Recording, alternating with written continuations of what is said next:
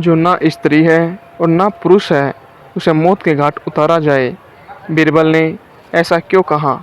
महाराज अकबर बीरबल की हाजिर जवाबी के बड़े कायल थे। उनकी इस बात से दरबार के अन्य मंत्री मन ही मन बहुत जलते थे। उनमें से एक मंत्री, जो महामंत्री का पद पाने का लोभी था, ने मन ही मन एक योजना बनाई। उसे मालूम था कि जब तक बीरबल दरबार में मुख्य सलाहकार के रूप में है, उसकी यह इच्छा कभी पूरी नहीं हो सकती। एक दिन दरबार में अकबर ने बीरबल की हाजिर जवाबी की बहुत प्रशंसा की। यह सब सुनकर उस मंत्री को बहुत गुस्सा आया।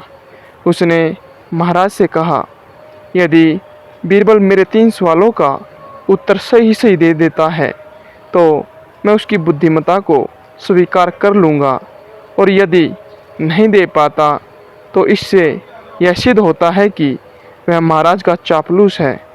अकबर को मालूम था कि बीरबल उसके सवालों का जवाब जरूर दे देगा, इसलिए उन्होंने उस मंत्री की बात स्वीकार कर ली। उस मंत्री ने बीरबल के सामने 3 सवाल रखे। नंबर 1, आकाश में कितने तारे हैं? नंबर 2, धरती का केंद्र कहाँ है? नंबर 3, संसार में कितने स्त्री और कितने पुरुष हैं?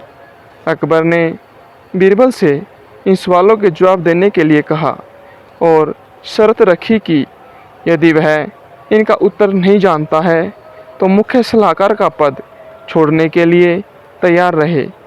बीरबल ने प्रत्युत्तर में कहा, तो सुनिए महाराज, इनका पहला सवाल आकाश में कितने तारे हैं के जवाब के लिए एक भेड़ मंगवाई जाए। कुछ देर बाद भेड़ दरबार में ला दी जाती है। बीरबल सवाल पूछने वाले अपने साथी मंत्री की तरफ मुस्कुराते हुए कहते हैं, इस भेड़ के शरीर पर जितने बाल हैं, आकाश में उतने ही तारे हैं। गिनकर तसल्ली कर लीजिए मेरे दोस्त। अब इनका दूसरा सवाल, धरती का केंद्र कहाँ है, इसके जवाब के लिए बीरबल ने ज़मीन पर कुछ लकीरें खींची और कुछ हिसाब लगाया। फिर एक लोहे की छड़ मंगवाई और उसे एक जगह गाड़ दिया। इसके बाद बीरबल ने महाराज से कहा, महाराज, बिल्कुल इसी जगह धरती का केंद्र है, चाहे तो आप स्वयं जांच ले। महाराज बोले, ठीक है, अब तीसरे सवाल के बारे में कहो। महाराज, तीसरे सवाल का जवाब थोड़ा मुश्किल है, क्योंकि इस दुनिया में कुछ लोग ऐसे हैं जो ना तो स्त्री की श्रेणी में आते हैं और ना ही पुरुषों की श्रेणी में। उनमें से कुछ लोग तो हमारे दरबार में भी मौजूद हैं, जैसे कि ये मंत्री जी। महाराज, यदि आप इनको मौत के घाट उतरवा दें तो मैं स्त्री पुरुष की सही सही संख्या बता सकता हूँ। अब मंत्री जी सवालों का जवाब छोड़कर थर थर काँपने लगे और महाराज से बोले, महाराज, बस बस, मुझे मेरे सवालों का जवाब मिल गया। मैं बीरबल की बुद्धिमानी को मान गया हूँ। महाराज हमेशा की तरह बीरबल की तरफ पीठ करके हंसने लगे और इसी बीच वह मंत्री दरबार से खिसक लिया। बीरबल ने शहर की गर्भवती फूहड़ औरत के आशिक का कैसे पता लगाया। एक दिन बादशाह अकबर बीरबल के साथ नगर से होते हुए हवाखोरी के लिए निकला। एक जगह नुक्कड़ पर उसे एक औरत दिखाई पड़ी। वह महाफूहड़ दिखती थी। उसके मोटे मोटे होठों के बीच से 2 बड़े बड़े दांत बाहर को झांक रहे थे। नाक से पोटा जारी था। मलिन वस्त्र, खुले बाल और शरीर पर मिट्टी पानी मिश्रित दाग पड़े हुए थे। बात करते समय उस स्त्री के मुंह से थूक बाहर निकल आता था। कहाँ तक कहे, वह सर्वांग फूहड़ थी। राजा की तो बात ही अलग है, कोई गरीब भी उसके हाथ लगे फल न खाना चाहे। वह स्त्री गर्भिणी थी। यह देखकर बादशाह अकबर को बड़ा आश्चर्य हुआ और वे बीरबल से बोले, बीरबल, जरा कामदेव का प्रबल प्रभाव तो देखो, जिसके देखने मात्र से घृणा उत्पन्न होती है, उसके साथ रमण करने वाला भला कैसा होगा। बीरबल ने उत्तर दिया, पृथ्वीनाथ, भूखे को जूठा मीठा नहीं सूझता। जब नींद आती है तब उस समय मुलायम सेज या पथरीली जमीन है, ऐसा कोई विचार नहीं उठता। उसी प्रकार काम की ज्वाला के सामने भी भले बुरे का परिज्ञान नहीं रहता। उस समय काम से पीड़ित व्यक्ति को न रूप सूझता है न रंग। आपको अन्वेषण करने पर ऐसे बहुतेरे पुरुष मिलेंगे जो देखने में तो बड़े सुंदर और फिटिकबाज होंगे, परंतु ऐसी ऐसी गंदी जगहों में उन्हीं का नंबर निकलता है। अकबर ने कहा, हाँ, तुम्हारा कहना भी सत्य हो सकता है। इसलिए मैं चाहता हूँ कि इससे रमण करने वाले की खोज की जाए। मैं उसे देखना चाहता हूँ। बीरबल बोला, शायद कुछ देर अगल बगल के लोगों से पूछताछ करने पर कुछ भेद खुले। ऐसा विचार कर वे वहाँ से कुछ दूर निकल गए, परंतु बीरबल को उस बात की ही धुन बंधी रही। उसका दिमाग बराबर उसी स्त्री की तरफ लगा हुआ था। थोड़ी देर बाद एक ऐसी घटना घटी कि एक कामी पुरुष उसके बगल से होकर निकला और उस स्त्री से कुछ संकेत द्वारा कहकर आगे निकल गया। वह देखने में किसी उच्च कुल का जान पड़ता था, परंतु स्वभाव से लंपट प्रकट होता था। बीरबल ने उसे बादशाह को दिखाया और कहा, पृथ्वीनाथ, यही पुरुष उस स्त्री का यार हो सकता है। बादशाह अकबर को बीरबल की बात से आश्चर्य हुआ और वे बोले, आपकी बात पर कैसे विश्वास किया जाए। बीरबल ने उत्तर दिया, उसकी तरफ कुछ देर तक ध्यानपूर्वक देखने से आपको स्वयं सिद्ध हो जाएगा। बादशाह ने बीरबल के कहने का अनुसरण किया। वे अनजानों की तरह उससे दृष्टि बचाकर बराबर उसी तरफ देखते रहे।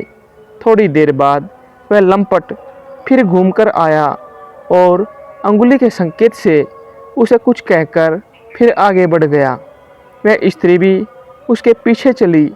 कुछ देर के बाद वे दोनों एक गली में मुड़कर इनकी आंखों से ओझल हो गए। यह देखकर बादशाह अकबर का भ्रम मिट गया। उन्हें उस व्यक्ति का लंपट होना निश्चित हो गया, परंतु फिर भी उधर ही दृष्टि टिकाए रहे। अब ये दोनों आगे बढ़ गए। बादशाह को बीरबल की परख की कला पर बड़ा आश्चर्य हो रहा था, इसलिए बीरबल को छेड़कर बोले, बीरबल, तुम्हारी परख तो बड़ी सच्ची निकली, पर यह तो बताओ कि तुमने उसको कैसे पहचाना। बीरबल बोला, पृथ्वीनाथ, यह सब आँखों की खूबियाँ हैं। हम लोग नगर में निकलते हैं तो गौर से रास्ते में आने जाने वालों की चाल ढाल का निरीक्षण किया करते हैं, इसलिए आँखों को व्यक्ति से मिलकर या दूर से देखकर उसका आचरण समझ लेने का तजुर्बा प्राप्त हो गया है। मैं बहुत देर से उस लंपट की हरकतों को देख रहा था। पहले जब वह आया तो उसके हाथ पर केवल खैनी थी। चूने की तलाश में अगल बगल की दीवारों को देखता जा रहा था। एक संडास पर ताज़ा चूना पोता गया था। उसने झट अंगुलियों से चूना पोंछकर खैनी बनाकर खा लिया। अब आप ही बतलावे कि जो संडास का चूना खैनी में मिलाकर खाने में नहीं हिचकता, उसके लिए यह काम करना कौन सा आश्चर्य है। उसी समय मुझे विदित हो गया कि यह व्यक्ति बुरी आदतों का सच्चा गुलाम है। अकबर को बीरबल की ऐसी गुप्त पहचान से बड़ी प्रसन्नता हुई और उसने घर आकर बीरबल को एक जोड़ी दुशाला पुरस्कार रूप में दे दिया। अकबर को बीरबल ने जब कहा, ईश्वर आपको ऐसे ही 1000 जूते दे, तब अकबर ने एक दिन बादशाह अकबर ने बीरबल को खिंचाने की नीयत से उसके जूते गुम करा दिए। जब घर जाने का समय हुआ तो बीरबल अपने जूतों को तलाश करने लगा। उसने हर जगह जूतों को खोजा पर उसे कहीं भी जूते नहीं मिले। अकबर चुपचाप यह तमाशा देखता रहा और मज़े लेता रहा।